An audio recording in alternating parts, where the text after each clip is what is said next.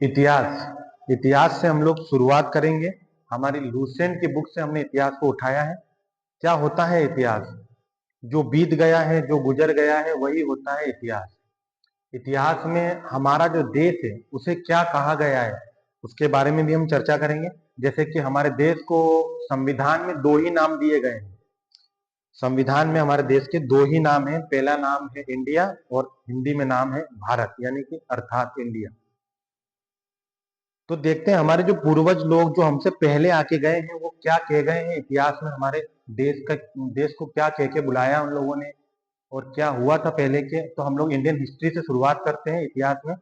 तो देखिए क्या लिखा है। हिमालय से लेकर दक्षिण में समुद्र तक फैला यह उपमहाद्वीप भारतवर्ष के नाम से ज्ञात हुआ, विख्यात हुआ।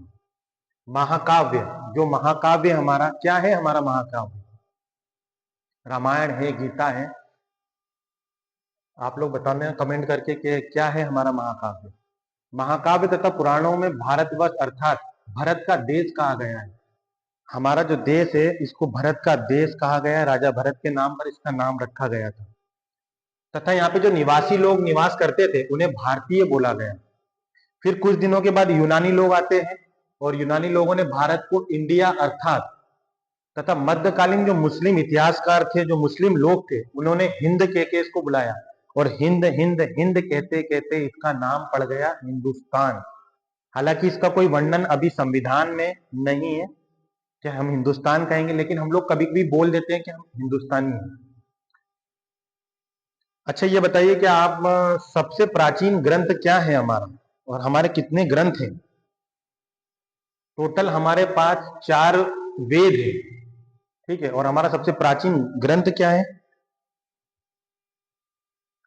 तो भारत में सर्व प्राचीन धर्म ग्रंथ वेद है। और वेद 4 प्रकार के होते हैं। सबसे पुराना वेद है ऋग्वेद और सबसे नया वेद है अर्थर्वेद, ठीक है। ये जो वेद हैं इनके भी उपवेद हैं। जैसे ऋग्वेद का उपवेद है आयुर्वेद, यजुर्वेद का उपवेद है धनुर्वेद, सामवेद का उपवेद है गंधर्ववेद एवं अर्थर्वेद का उपवेद है शिल्पवेद। अब ऋग्वेद जो सबसे प्राचीन है, क्या ऋग्वेद रामायण गीता से पहले का है? जी हाँ, रामायण गीता से पहले का है ऋग्वेद। रामायण गीता बाद में आए, उसके पहले ही वेद बन चुके थे, ठीक है। ऋग्वेद में 10 मंडल है। कितने मंडल है ऋग्वेद में? 10 मंडल है। 1028 सूक्तियां हैं, ठीक है। इसके तीसरे मंडल में क्या है? इसके तीसरे मंडल में सूर्य भगवान को समर्पित है गायत्री मंत्र, जो हम लोग आप लोग गाया करते हैं। और 9वें मंडल में सोम देवता का उल्लेख है। सोम का मतलब होता है चंद्र भगवान। सोम देवता का उल्लेख है ऋग्वेद के 9वें मंडल में। ऋग्वेद में सिंध नदी का भी वर्णन है, सरस्वती नदी का भी वर्णन है, यमुना नदी का भी उल्लेख हमको देखने को मिलता है।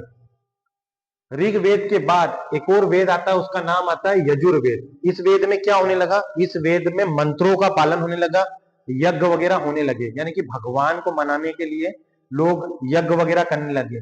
ऋग्वेद में क्या करते थे? ऋग्वेद में मंत्रों का उल्लेख करते थे और भगवान को मनाते थे। इसमें मंत्रों का भी उल्लेख होने लगा, साथ साथ में यज्ञ वगैरह भी करने लगे।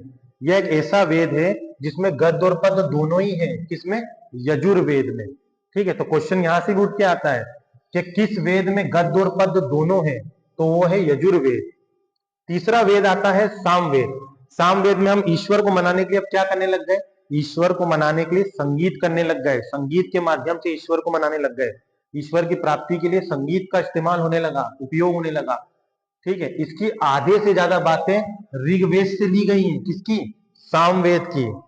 अंतिम वेद जो आता है, जो अभी इस वक्त हम लोग उपयोग कर रहे हैं और सभी लोग इसी का उपयोग कर रहे हैं, वो है अर्थर्वेद। अर्थर्वेद में क्या होने लगा है? अभी की दुनिया में क्या ज्यादातर होने लगा है? अभी की दुनिया में जादू टोना ज्यादा होने लग गया है, वशीकरण होने लग गया है, तंत्र मंत्र होने लग गए हैं, रोग होने लग गया है, विद्याएं आ गई हैं, प्रेम विवाह होने लग गए हैं, श्राप दे रहे हैं लोग एक दूसरे को, अभिशाप दे रहे हैं, ठीक है। कोई किसी को आशीर्वाद भी दे रहा है, ठीक है। तो टोटल वेद कितने हैं? टोटल वेद हैं 4। वेदांग की संख्या कितनी है? वेदांग की संख्या है 6, ठीक है। इतिहास की पहली क्लास हमारी खत्म होती है, जो कि लूसेंट की बुक से ही ली गई थी। अब इसके बाद हम अगली वीडियो में बात करेंगे किस चीज की? हम बात करेंगे पुरा पाषाण काल की, उसके बाद आ जाएगा नवपाषाण काल, उसके बाद सिंधु घाटी सभ्यता, वैदिक सभ्यता। ऐसे करते करते हम इतिहास को आपके सामने रखेंगे और मिलते हैं फिर नेक्स्ट वीडियो में। और शॉर्ट्स वीडियो जरूर देखना आप मेरे।